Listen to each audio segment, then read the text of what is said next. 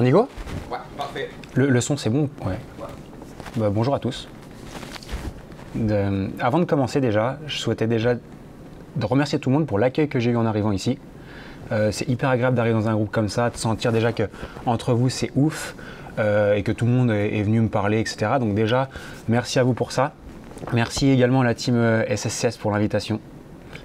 C'est cool aussi. Plaisir de vous rencontrer pour la première fois. Bon, Julien, on se connaissait déjà, mais pour les autres pour la première fois. Donc merci pour ça. Et puis aussi vous féliciter pour participer à ce genre de mastermind. Pour plein de raisons, mais je pense qu'à un moment donné dans votre... enfin même dans nos vies et dans nos métiers, c'est hyper important de se connecter avec des gens qui ont un peu la même vision, qui partagent les mêmes valeurs, etc. Et c'est grâce à des trucs comme ça qu'on devient déjà de meilleurs professionnels, mais aussi on devient de meilleures personnes. Et je vous encourage à continuer dans cette démarche-là, de participer à des trucs et des masterminds comme ça, parce que c'est vraiment ça qui fait grandir dans une vie de coach déjà, et aussi d'un point de vue plus personnel. Voilà, donc déjà félicitations à tous pour ça, et encore merci pour l'accueil que j'ai eu au départ. Voilà. Donc aujourd'hui, sujet un petit peu à la mode en ce moment, c'est le digital. C'est un truc qui, je sais qu'il y a différents corps de métier ici, mais qui revient assez régulièrement. Et pas tout le monde a la même approche, pas tout le monde a la même vision. Donc moi, avant de démarrer la présentation aujourd'hui, je voulais déjà faire un petit tour de table. L'idée, c'est pas de faire une présentation un petit peu, on va dire, scolaire. L'idée, c'est aussi de pouvoir avoir un échange. Donc vous verrez, je vais pas hésiter à vous solliciter tout le long. Et même vous, si vous avez des questions, des remarques, observations, faites-le, parce que c'est avec grand plaisir d'échanger là-dessus. Et puis c'est comme ça que je kiffe un petit peu faire ce type de presse-là. Voilà. Donc déjà, juste pour savoir, qui ne sait pas ce que c'est que le digital, ou pour qui c'est hyper flou? Ok. Qui aujourd'hui utilise déjà le digital au service de son activité?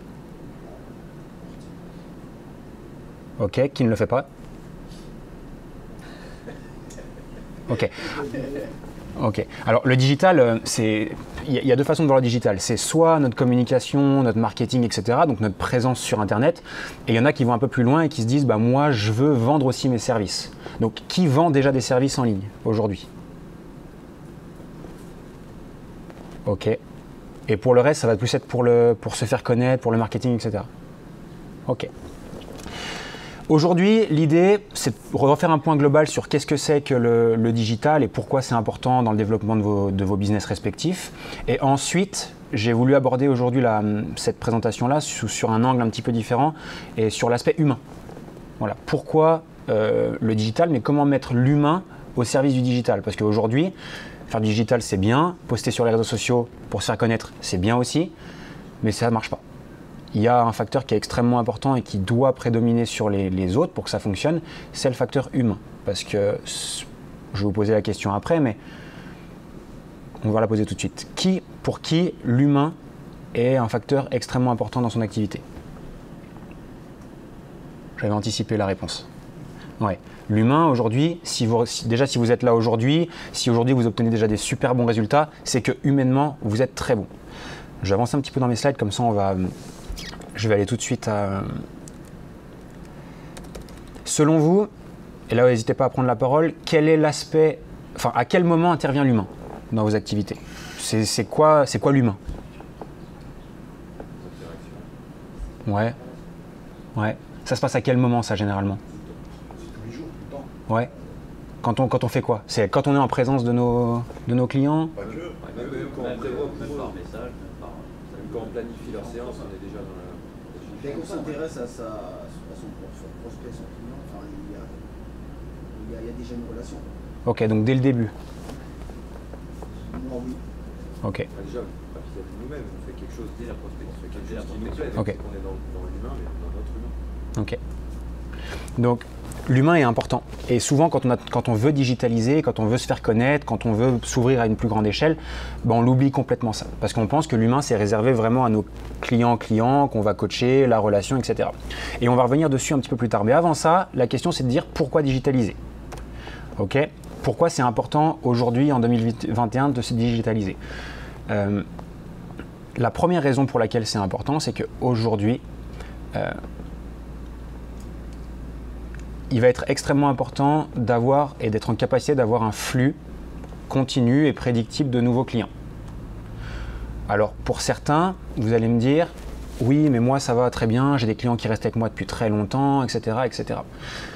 C'est bien dans un sens, mais à un moment donné, vous allez stagner. C'est-à-dire qu'en gros, on va garder des clients, on va peut-être en gagner un de temps en temps, en perdre un de temps en temps, mais grosso modo, on va tenir sur la durée avec un rythme de croisière qui sera linéaire.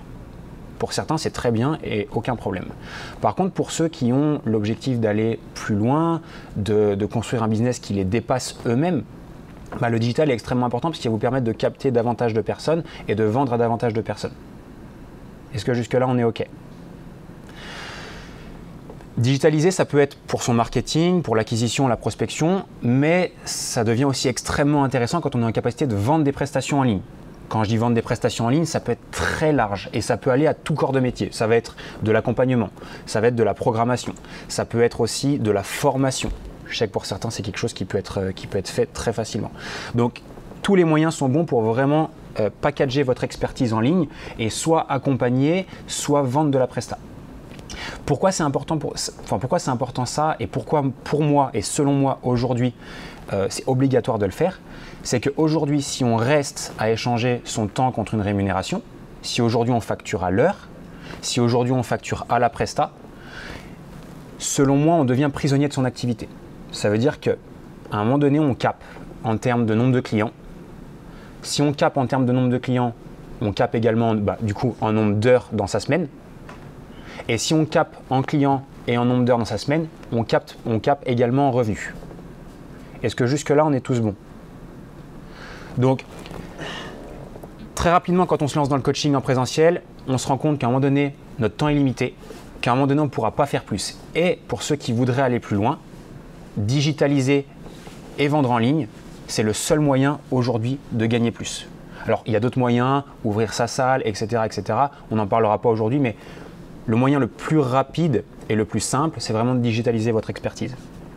Est-ce que ça va? Parce que là, mon intention sur ce truc-là, c'est de vous montrer que si à un moment donné, vous voulez aller plus loin, le digital est important.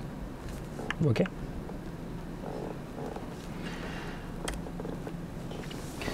Une fois qu'on a compris ça, et une fois que ça c'est OK, je vais vous parler de mon intention sur la présentation d'aujourd'hui.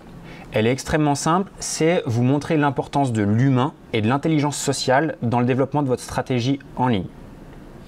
Et on terminera et on parlera un petit peu de vente. Ça, je l'ai rajouté parce que je pense que c'était utile et je pense que ça pourra aider sur la suite. OK, vous êtes avec moi? Donc ça, c'est la question que je vous ai posée tout à l'heure. Qui est OK pour dire que l'humain est indispensable dans nos métiers? On est plutôt tous d'accord là-dessus. Et ce qu'il faut savoir, et vous le savez, c'est que nos clients, ils viennent chercher plus qu'un simple service. Voilà. Que ce soit en ligne ou en présentiel. Alors quand je dis en ligne, on l'appelle comme on veut, hein, distanciel, à distance, comme vous voulez. Ils viennent chercher plus qu'un service, ils viennent chercher une relation, ils viennent chercher quelque chose qu'ils ne retrouvent pas ailleurs et c'est important de leur apporter. Et souvent quand on pense à l'humain, on pense coaching et quand on est avec nos clients. Voilà. Et on se limite à ça. Alors que sur Internet, et quand on digitalise son entreprise, l'humain, il est présent partout. Ça va du marketing. Alors quand je dis marketing, c'est également prospection. La vente également. C'est hyper important d'apporter énormément d'humains sur la partie vente. On y reviendra tout à l'heure. Et également sur la partie coaching. OK. Commençons par la première partie. Donc là, on va vraiment se fixer pour démarrer sur la partie marketing.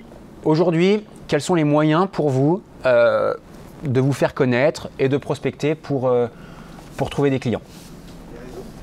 Ouais. OK. Ouais. Sur le terrain, ouais. Ouais. Porte-à-porte. Ouais. Si on se focus vraiment digital, si on se dit j'ai envie d'aller toucher à grande échelle, la majorité fonctionne, hein, mais qu'est-ce qu'on a? Si on veut rentrer plus précisément dans les réseaux sociaux par exemple, parce que je sais que c'est un sujet qui va toucher quasiment tout le monde, quels sont les moyens? Gratuits, payants? Publicité. Ouais. Facebook, Instagram. OK. Post. Ouais. Les vidéos en direct. Le blog? Vidéo? Peut-être les groupes aussi. Ouais. Donc, on va avoir toutes les stratégies d'acquisition qu'on va appeler organiques, qui sont des stratégies gratuites, en fait, qui ne vous coûtent rien. Donc, tous les réseaux sociaux et les plateformes, je pense à Facebook, Instagram, YouTube, LinkedIn, selon vraiment la cible qu'on va chercher, enfin, qu'on va essayer de toucher. Et également des stratégies d'acquisition qui sont payantes, notamment la publicité payante sur Facebook, Instagram, vous avez Google Ads également, et YouTube Ads qui fonctionne très bien aussi. Alors, l'idée pour vous, c'est simplement de vous poser la question. Sur quelle plateforme et sur quelle source de trafic, on va appeler ça une source de trafic, je trouve mon audience et je vais trouver ma clientèle cible.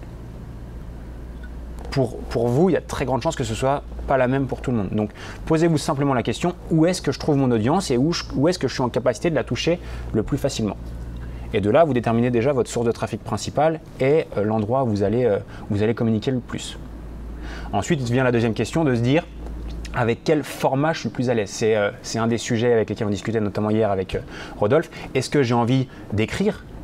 À ce moment-là, je vais me rediriger peut-être sur du blog, peut-être sur Instagram, à faire des posts à forte valeur ajoutée, peut-être créer un groupe Facebook où pareil, je publie des articles. Voilà. Si à ce moment-là, je kiffe plus peut-être la photographie, bah là, je vais me dire, tiens, peut-être aller du côté d'Instagram. Même Pinterest aujourd'hui fonctionne. Si je préfère parler, parce que j'aime pas montrer ma tête en vidéo par exemple, bah tiens, peut-être que je peux faire du podcast pour me faire connaître et que les gens me découvrent. Et si j'aime la vidéo, bah, je peux très bien être sur Instagram, sur Facebook et éventuellement sur YouTube. Ok? Donc ça, c'était vraiment pour qu'on replace vraiment le marketing et les différents outils que vous pouvez utiliser. Pourquoi c'est important? Bon, c'est ce qu'on vient de dire, mais voilà. Comment le faire aujourd'hui? Là, c'est cette partie-là qui est la plus importante et on va vraiment rentrer dans l'aspect humain du truc. Parce que là, ce que je vous ai donné, c'est des moyens, mais tout le monde fait la même chose aujourd'hui. C'est-à-dire qu'en gros, si on prend 100 coachs par exemple sur Instagram, qui est aujourd'hui le réseau social privilégié pour les coachs sportifs et les professionnels du fitness, tout le monde fait la même chose. C'est-à-dire qu'on va faire des posts plus ou moins basiques, on va essayer de poster tous les jours pour construire son audience. Et puis c'est tout. C'est-à-dire qu'en fait, on copie sur les autres et puis ça s'arrête là. Ce qui est extrêmement important et ce qui va faire la différence pour vous faire connaître et pour faire une réelle différence sur le marché, c'est déjà de devenir unique. Comment on devient unique? La première chose à faire, et ça c'est le plus dur et c'est encore plus dur pour vous, c'est sortir de sa posture d'expert et de se positionner dans la peau de notre prospect. Ok? Est-ce que la notion de prospect, c'est OK pour tout le monde? Ouais. Donc, le plus dur pour vous et pour nous de manière générale, c'est qu'on a tellement d'expertise. On sait tellement de choses, on a envie d'apporter tellement de valeur, on a envie de résoudre tous les problèmes de nos prospects sur les réseaux sociaux, qu'on est tellement spécifique qu'on oublie que eux, ils sont 10 niveaux en bas de nous. Donc, la première chose à faire, c'est vraiment de penser dans la tête d'un prospect et de communiquer pour qu'il nous comprenne. C'est la première chose. Et surtout, de se positionner à l'instant T, au moment auquel il est en train de vivre. Je vous prends un exemple tout simple. On va avoir tendance à, par exemple, poster nos séances. Je prends un exemple un truc qui est fait extrêmement fréquemment. On poste nos séances d'entraînement à nous, au quotidien. Et on explique à nos prospects ce qu'on fait. C'est typiquement sur Instagram, par exemple. Ce qu'il faut savoir, c'est que peut-être que votre client cible, il n'en est pas du tout là. Et quand il va voir ce que vous faites, il va se dire « Ah, c'est bien, il est fort, mais moi, ça ne résout pas du tout mon problème du moment. Moi, je suis vraiment au début, j'ai envie d'arriver là, certes, mais ce que tu es en train de me raconter, moi, je ne le comprends pas. Ou ce que tu es en train de me montrer, moi, je ne suis pas capable. » Donc, ce qui est très important, c'est de faire un petit peu ce pas en arrière et de communiquer vraiment à l'instant T où est notre prospect. Ok, je comprends très bien qu'aujourd'hui, t'en es là. Aujourd'hui, tu rencontres tel problème, telle difficulté, tu as telle peur, tu as tel objectif. Vraiment montrer qu'on le comprend, qu'on est à ses côtés. Ok?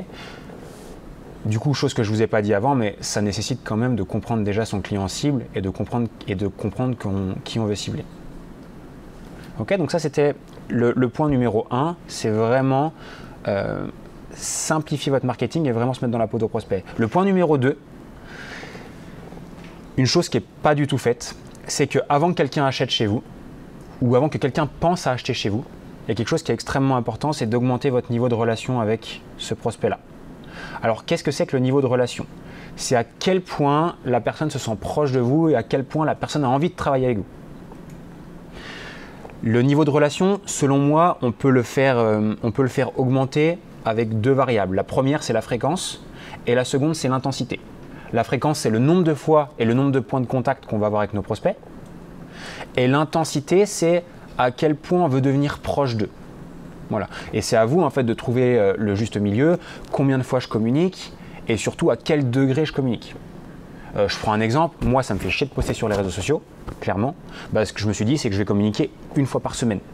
Mais par contre, ce que j'aime bien, c'est me positionner très proche de mes prospects et faire cette sensation plutôt amitié. Et je suis vraiment, tiens, je suis là à côté de toi, si tu as besoin de parler, je suis là, on fait ami-ami. Et ce que je vais faire, c'est que je vais peut-être poster moins souvent, mais je vais faire des lives ou des posts dans lesquels je vais vraiment me découvrir moi un petit peu personnellement en montrant qui je suis, ce que je fais, ce que je pense et en créant vraiment cette proximité. Okay. Est-ce que ça vous parle quand je vous dis ça? Parce que faire du contenu sur les réseaux pour faire du contenu, en soi, on s'en fout et d'ailleurs tout le monde s'en fout. Par contre, quand on commence à créer une véritable relation avec son auditoire, avec son audience, avec sa communauté, c'est là où ça commence à être intéressant parce qu'on se retrouve avec des gens qui, au fur et à mesure de nous voir, au fur et à mesure d'accrocher avec nous, notre personne, notre vision et nos croyances, c'est des gens qui derrière meurent d'envie de bosser avec vous. Ok, ça fait sens? Ça rejoint le 3e point. Je commence à l'aborder rapidement, c'est l'authenticité. Aujourd'hui, sur les réseaux, si vous regardez un petit peu ce qui se fait à droite à gauche, si vous regardez peut-être les autres personnes, tout le monde fait pareil. On fait des posts, on fait des vidéos et en fait quand on regarde un petit peu notre fil Instagram par exemple, je prends Instagram parce que c'est vraiment le réseau social le plus utilisé, en fait tout le monde dit la même chose, tout le monde fait la même chose, on a toujours les mêmes infographies, les mêmes images, les mêmes posts, les mêmes séances et puis on s'en fout, ça apporte aucune valeur et c'est pas ça qui fait que quelqu'un a envie de bosser avec vous ou pas. Ce qui fait que quelqu'un a envie de bosser avec vous, c'est quand vous faites vraiment ressortir la vraie personne que vous êtes, vos croyances, vos convictions, ce qui vous fait vibrer au quotidien. Peut-être parfois montrer un petit peu l'envers du décor, qu'est-ce que vous faites au quotidien. Alors je sais que c'est pas facile pour tout le monde, mais je vous donne quelques pistes, après vous en faites ce que vous voulez. Montrer un petit peu les moments où tout va bien pour vous, les moments où tout va mal, où ça va un petit peu moins bien, parce que l'authenticité, le fait de s'ouvrir un petit peu aux gens, c'est ça qui crée aussi une véritable relation, une véritable connexion. Okay. L'idée, c'est pas de jouer un rôle. L'idée des réseaux sociaux, c'est au contraire de refaire sortir vraiment votre côté humain, parce qu'il y a un truc qui est extrêmement important, c'est que les prospects ne connectent pas avec un simple coach sportif. Les prospects veulent connecter avec un vrai humain, avec une vraie personne. Ok ? Un autre point, et j'en parlais tout à l'heure, c'était avoir ses convictions. Aujourd'hui, pareil, communiquer sur les réseaux sociaux pour dire si tu veux perdre du poids, il faut simplement que tu respectes un déficit calorique ou que tu fasses de la diète cétogène, tout le monde l'a entendu 10 fois. Et ça apportera aucune valeur. L'idée pour faire une véritable différence sur le marché, l'idée pour faire une véritable différence en ligne et pour avoir des gens qui meurent d'envie de bosser avec vous, c'est d'avoir des véritables convictions, d'avoir une façon de faire, une méthode et de ne pas faire comme tout le monde. Parce qu'aujourd'hui, faire comme tout le monde ou essayer de toucher n'importe quelle personne, ça ne sert à rien. Okay ? Aujourd'hui, c'est extrêmement important d'avoir vos valeurs, vos propres convictions, vos croyances. Est-ce que ça, on est OK aussi? Est-ce que quelqu'un peut me dire quelle est, par exemple, sa conviction? Quelle est sa méthode, le truc qu'il utilise et qui le différencie des autres? Est-ce que quelqu'un a déjà eu cette réflexion? Moi, c'est que jamais partir du sport. Alors, je suis coach sportif, c'est toujours partir du reste. Donc, comme on en parlait hier, le vestibulaire, quel est le gros problème? Le vestibulaire, l'émotionnel, etc. Ouais. Non, je disais que moi, je pars jamais du sport en premier. Je vais toujours demander, déjà comment on en parlait hier, comment la personne m'a connu et quel est son problème. Ouais. Du coup, je vais toujours partir du problème de la personne. Il y a 1000 façons d'y accéder et en général, quand on discute avec la personne, toutes les phases qu'elles sont allées voir des coachs sportifs, c'est toujours le sport qui est passé en premier. Sauf que derrière, il y a aussi, maintenant, c'est les réflexes archaïques, la posture, l'émotionnel. Donc moi, ma conviction, c'est que le sport arrive après. Okay. Et pourtant, je suis coach sportif et je construis sur après. Et ça, tous les gens qui viennent me voir, ils savent que c'est comme ça. Et ceux qui viennent me voir que pour du sport, en général, ils ils restent une fois ou même je leur explique et ils repartent. Ouais. Et bon, tu n'as pas encore lancé sur la partie digitale, mais c'est une super façon d'appuyer ta méthode et de te différencier. De dire, moi je suis coach sportif, mais on ne commence pas du tout par le sport, par exemple. Et ça va on va dire, en contradiction avec ce que d'autres prônent, ce que beaucoup prônent. Donc ça, déjà, c'est un super élément différenciant. Est-ce qu'il y a quelqu'un à autre chose? C'est la même façon de faire, mais ouais. déjà sur le digital. Ok. Est-ce que ça fait la différence? Est-ce que ça te différencie des autres?